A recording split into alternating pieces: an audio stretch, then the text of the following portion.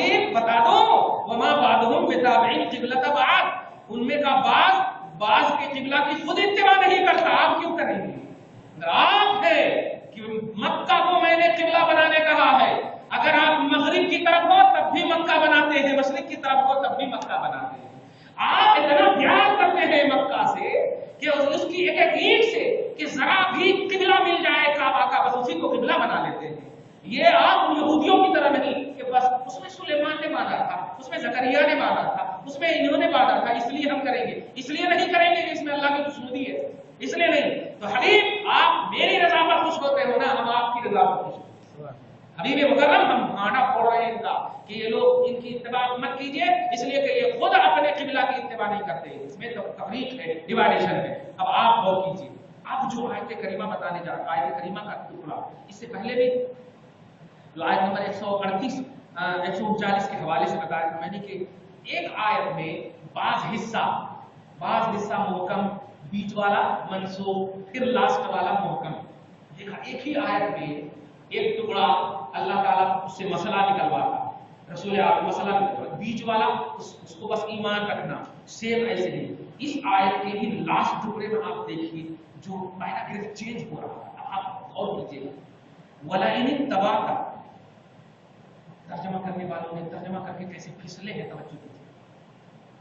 حالانکہ جو سلسلہ آ رہا ہے گفتگو کا، اس سلسلے سے تو یہی سمجھ میں آ رہا ہے کہ اللہ اور نبی، بس اللہ بول رہا ہے، نبی سن رہے ہیں، نبی بول رہا ہے، اللہ سن رہے ہیں، دو ہی ہے، بس دو ہی ہے، یہی سلسلہ ہے۔ مگر نہیں، بات یاد رکھیے گا کہ جب عنوان اہم ہوتا ہے نا، چاہے وہ مثبت عنوان ہو یا منفی عنوان ہو، دھیان دیجیے، عنوان اب مثبت منفی نہیں سمجھے کہ اچھا ہو یا برا بظاہری طور پر عنوان، دو بھی عنوان میں نبی کو اللہ سامنے اس لیے رکھتا تاکہ سامنے والے اچھے سے سنیں، توجہ سے سنیں۔ امر کا عنوان ہو تب بھی، نہیں کا عنوان ہو تب بھی۔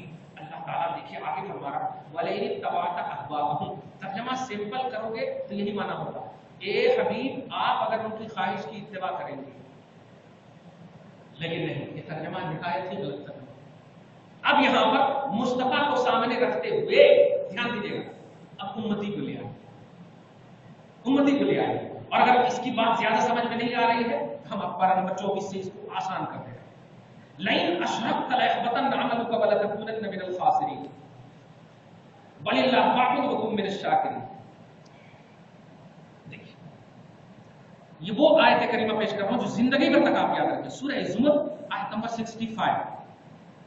یہ بتائیے کیا اللہ تبارک و تعالیٰ جس نبی کو بھی سلیکٹ فرماتا، انتخاب کرتا، چنتا، تو شرک کا ان سے خوف ہے؟ شرک کا خوف تو امتیوں سے ہوتا، اور شرک کے خاتمہ ہی کے لیے چنتا ہے نبی کو۔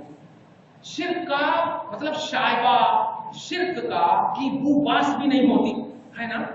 اب آپ ترجمہ دیکھیے سورہ زمر کی آیت نمبر 65 میں ترجمہ کرنے والے کا دیکھو، لَئِنْ أَشْرَكْتَ، اگر تو نے شرک کیا، بڑے افسوس کے ساتھ کہنا پڑ رہا ہے میرا جوان ادھر اس کا ترجمہ، اللہ تعالیٰ نے نبی کو بھی ڈانٹا ہے کہ نبی اگر شرک کرو گے تمہارا عمل بھی برباد ہو جائے گا،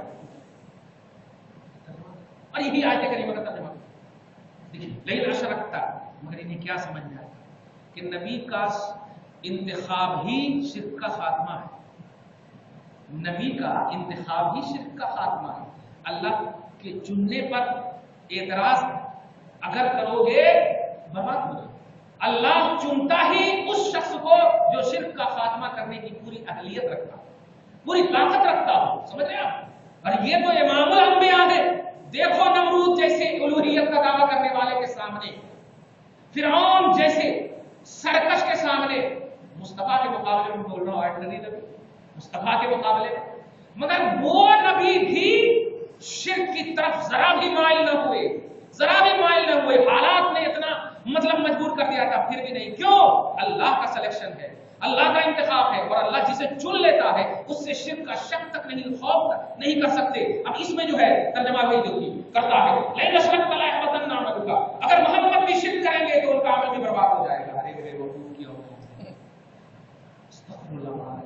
اس کا ترجمہ ہے کہ حبیب مکرم اگر آپ کی امت شرک کرے گی تو آپ کی امت کے اعمال برباد ہو جائیں، یہ ہے ستر، آپ میں ہی ہے یہاں پر، مگر اس میں امت محذوف ہے۔ ایسے ہی جیسے سورہ فتح کے آیت نمبر 1-2 میں دیکھیے، حبیب ہم نے آپ کو کھلی فتح نصیب فرمائی، فتح عطا کی تاکہ آپ کے صدقے میں آپ کی اگلی پچھلی امت کے گناہ معاف کر دیے۔ حالانکہ وہاں پر امت نہیں ہے مگر اس میں محذوف ہے۔ اس کو بولتے ہیں علم اسرار، اس کو بولتے ہیں علم الاسرار، مگر ان کو کیا سمجھنا ہے؟ علم الاشرار سیکھنے والے، اس شریروں کو کیا سمجھنا ہے؟ اس لیے خبردار خبردار، نبی کی طرف شرک کی بو باس کی نسبت بھی کرنا شرک اعظم ہے، بہت بڑا شرک ہے۔ ویسے ہی آیت کریمہ میں واحد کا خطاب ہے، وَلَئِنِ اتَّبَعْتَ، اگر تو نے اتباع کیا، اب بس یہ سمجھ جائیے، اے حبیب اگر آپ کی امت نے اتباع کیا، اے حبیب اگر آپ کی امت نے اتباع کیا، کیونکہ جب نبی کو ڈائریکٹ بھی آرڈر ہو چکا، اے حبیب آپ ان کے قبلہ کی اتباع نہ کرنا، پھر کیسے بولے گا اللہ؟ پھر کیسے بولے گا؟ ارے جب خدا کی رسول کی مرضی اور اللہ کی مرضی کے درمیان تعامل کی ایک سیکنڈ بھی دنیا میں قائم نہیں ہو سکتی، تو پھر اتنا بڑھاوا اللہ تعالیٰ کیسے دے گا کہ اگر آپ نے کیا تو بڑھاوا دے رہا ہے؟ نہیں، بولے نہیں تباہ ہو اے امتیو، ترجمہ دیکھنا پوری دنیا کا ترجمہ میں دیکھ لو، اگر صحیح العقیدہ ترجمہ ہوگا تو ترجمہ یہی ہوگا، اور اگر غلط ترجمے ہوں گے تو یہی ترجمہ نبی کی طرف نسبت کر دیا۔ محمد بھی اگر اتباع کریں گے تو آگے دیکھیں، من بعد ما جاءک من العلم، بات اس کے کہ اے امتیو تمہارے پاس حقیقت کا علم آ گیا، تو انک اذا لمن الظالمین، تو بے شک اے حبیب آپ کی امت یقیناً ظالموں میں سے ہو۔ یہ آیت کا ایک ایک ٹکڑا جو آخری کا ہے بتا رہا ہے کہ نبی کی طرف ان آیتوں کی نسبت کر ہی نہیں سکتے، اس لیے کہ اللہ تعالیٰ کبھی بھی نبی کو ظالم نہیں کہے گا، اللہ تعالیٰ کبھی بھی نبی کو نفس پرست نہیں کہے گا، اتباع ہوا کرنے والا نہیں، خواہش کی اتباع کرنے والا نہیں کہے گا، کیونکہ اللہ تبارک و تعالیٰ جو کہتا ہے وہ اپنی بولی کا اعلان کرواتا ہے۔ نبی کے عمل کے بارے میں تو اللہ تعالیٰ مکمل مطمئن ہے، مکمل مطمئن ہے کہ میرا حبیب ارے جب فرائض اور واجبات کے اعلان سے پہلے ہی اتنا عمل کر دیا، کیا کہنا؟ ارے وہ کیا ہے جو خار حرا میں مصطفیٰ کر رہے تھے، وہ کیا تھا بتائیے؟ اعلان رسالت سے پہلے حضرت خدیجہ کے حجرہ پاک میں اس دماغی زندگی کے درمیان جو غار حرا میں جاتے تھے مصطفیٰ، وہ کون سی عبادت تھی؟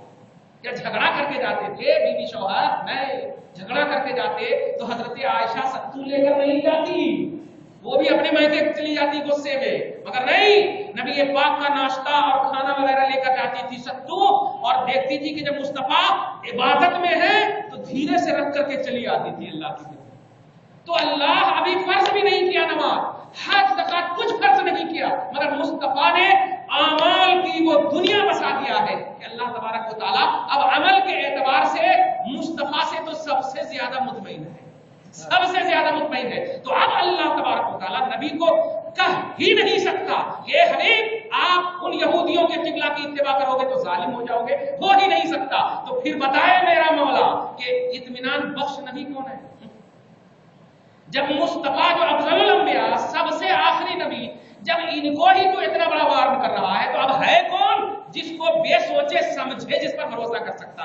اللہ کہے گا نہیں، یہ مصطفیٰ کو سامنے اس لیے رکھا ہوں تاکہ امتی زیادہ ڈرے، امتی زیادہ ڈرے کہ اے نبی کی وفاداروں دیکھ لو، نبی پاک صلی اللہ علیہ وسلم بغیر پریکٹس کے آئینے نماز میں ایک نماز کے 2 قبلے کا رب جب حکم دے تو غلامی کا تصور کہتا ہے آنکھ بند کر کے مصطفیٰ کے پیچھے ہو جانا۔